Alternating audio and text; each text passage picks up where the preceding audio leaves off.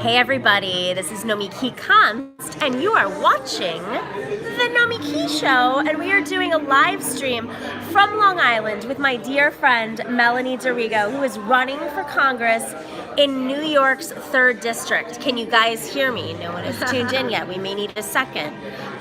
So either way, this is going up. So I'm here in Long Island right now, and we are at a fundraiser birthday party for Melanie, and I wanted to talk to you a little bit about why Melanie's race matters for the national stage and what's happening with Democrats, because you know, so many of you are watching our channel because you want to learn about the tricks that Democrats have up their sleeves, what they're doing to fight progressives, what they're doing to work with Republicans right now. Well, you know, we have Congress. The Democrats won Congress again, and you think, all right, great, we have Congress, we need to win back the Senate. But in Congress right now, there is a group of people who are literally caucusing with the Republicans, okay? True story. They're not caucusing with the Democrats, they're caucusing with the Republicans. And one of those Democrats is here in Long Island, New York State, a supposed Democratic state, and the district is you're going to say goodbye. So Melanie's going to say goodbye to her people. I will give you my spiel. So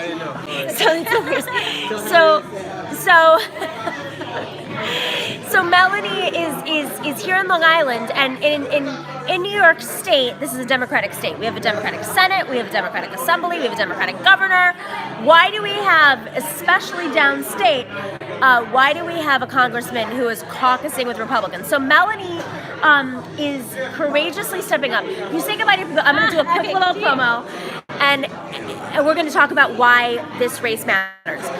First off, I just want to remind everybody, if you're not already subscribing, click subscribe. If you're not a patron, please go to patreon.com/The Nomiki Show.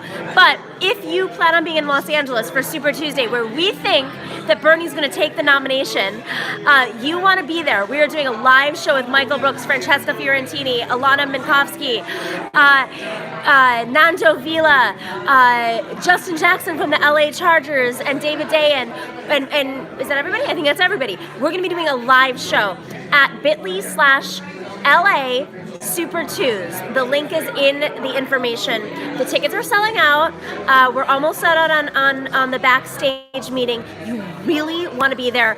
If you hate what's been going on in cable news, you're definitely going to want to be there in person, because we're doing our own version of cable news, except we're not competing with each other. We believe in each other. So we're streaming it on multiple platforms.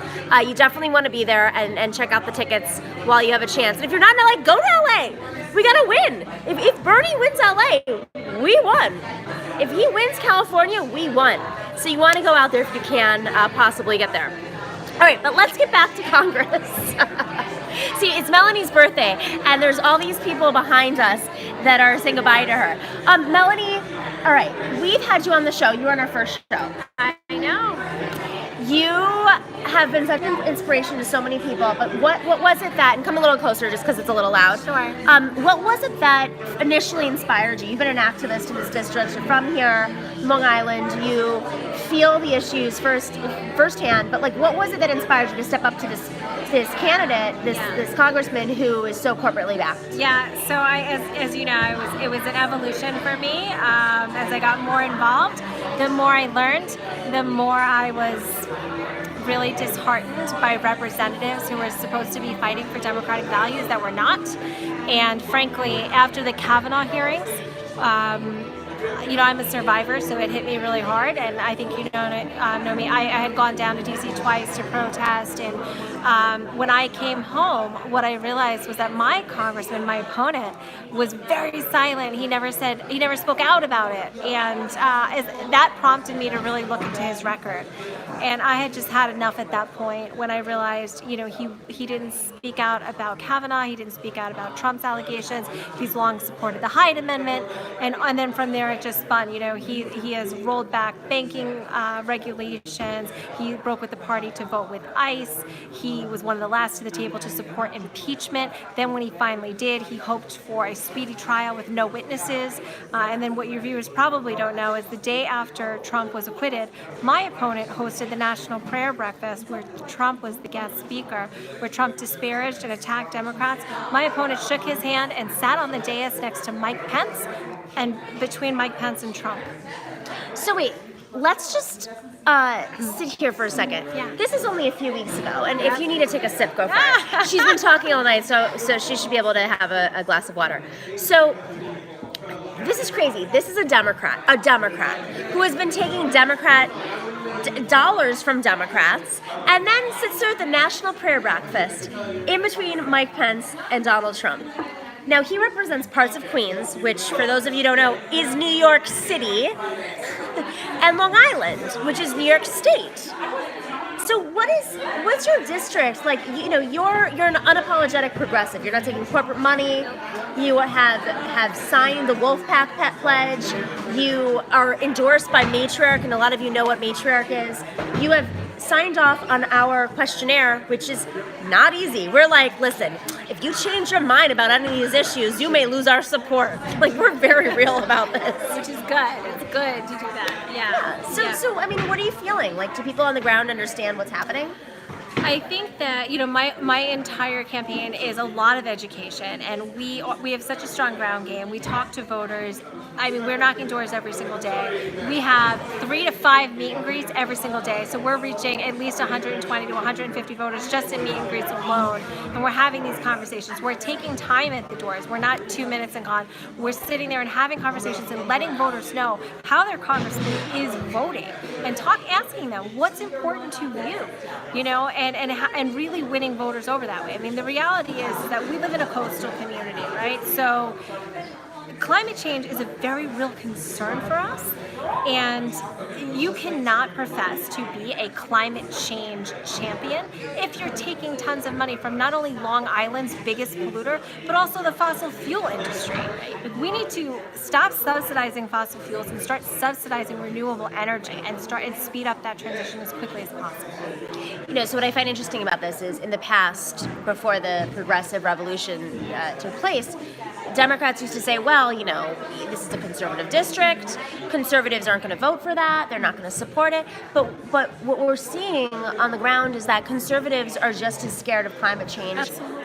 They don't buy that their representatives, Democrats, Republicans, whatever, should be supported by corporate interests. Right. And he might be conservative on some social issues, and they thought that was what was going to win over the conservative voters. But at the end of the day, people just want to see their basic needs supported, right? At the end of the day, people want to know that their representatives are fighting for them and representing them. Right. And right now, our representative is not doing that.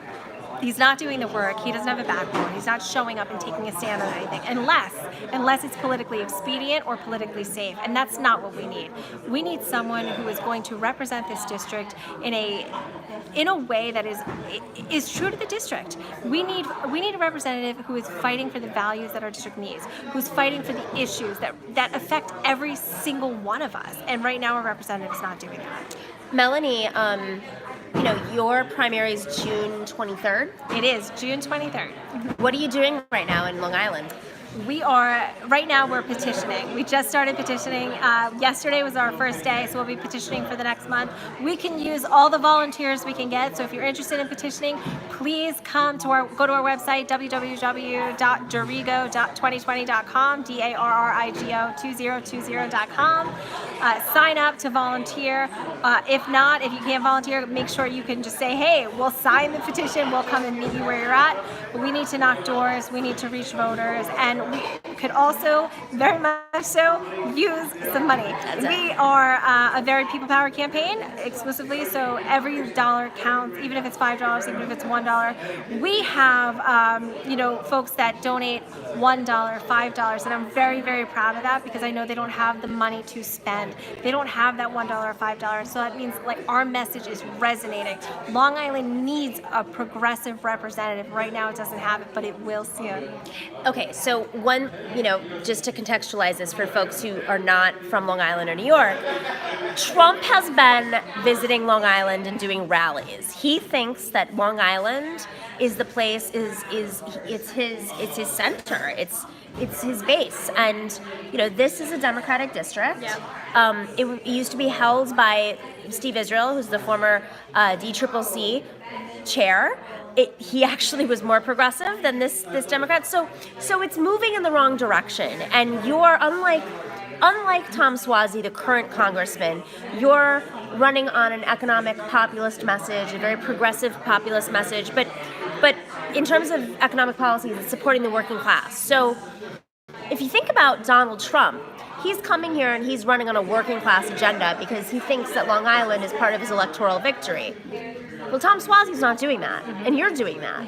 So if there's anybody who might be able to win over those Trump voters, it's you. Listen, here's the thing. Healthcare, everyone needs it. Whether you're Republican, you're independent, you're a Democrat. Healthcare costs are exploding. So it doesn't matter what party you affiliate with.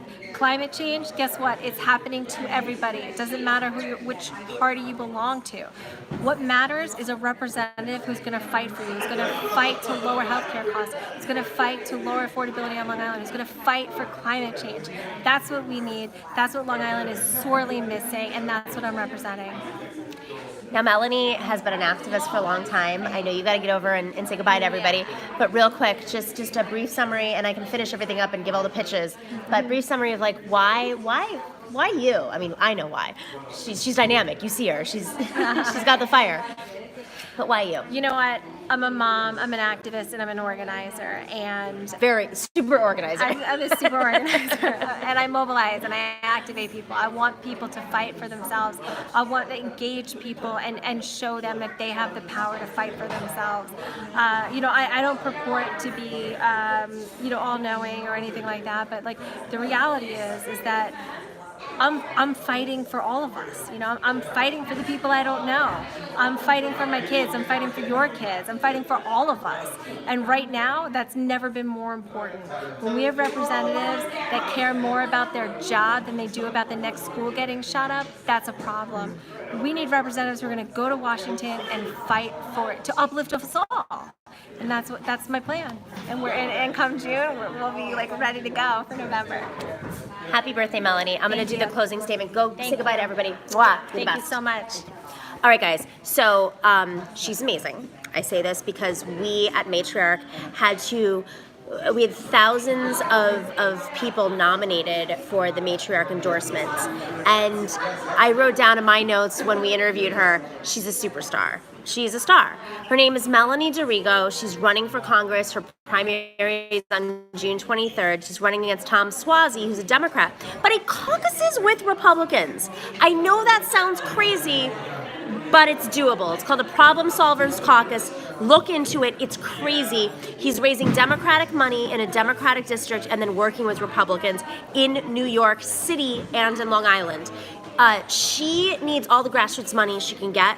So if you can open up your pocketbook just a little bit, please, please, please give what you can. Reoccurring donations are the lifeblood of a campaign. It helps you pay the bills of a campaign. I mean, she has a volunteer base that's amazing as her petitioning. And, that's super important. I do think Howie Klein knows about her. Howie Klein, if he doesn't, I will reach out to him. But I'm pretty sure he does because Tom Suozzi is a bad Democrat. He's somebody who supports ICE. I met Tom Suozzi going on a talk show, a Republican talk show, in which the Republican host was like, "You're going to be debating Tom Suozzi." And I said, "Wait, but Tom Suozzi is a Democrat. Why am I debating him?" And they said, "Because he supports ICE." Okay?